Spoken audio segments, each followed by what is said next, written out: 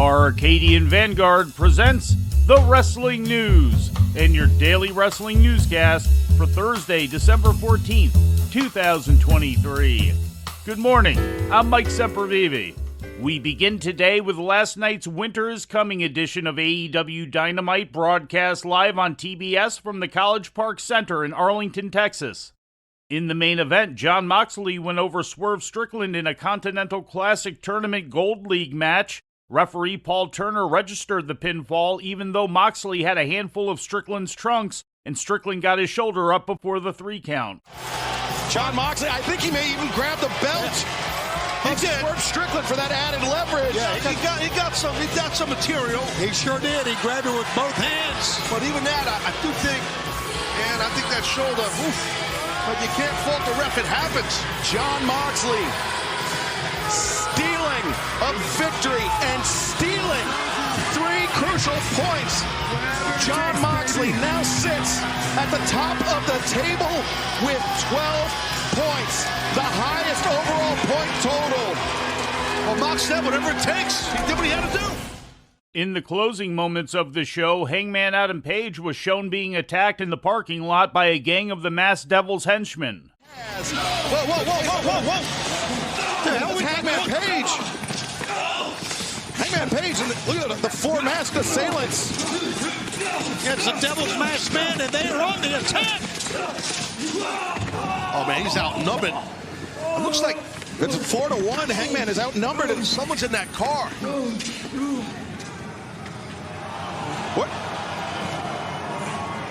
Who the hell is this?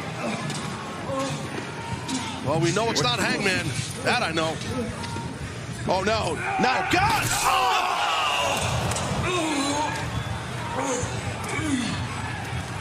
The Devil and his goons just destroying Hangman Page. And Page had defeated Roderick Strong in the opening match of the show. In other Gold League matches, Jay White defeated Mark Briscoe, bringing his tally to 9 points, and Roosh beat Jay Lethal and now stands at 6 points. In a Blue League match held earlier in the show, Andrade El Idolo bested Brody King to take the lead in the league with a total of 9 points.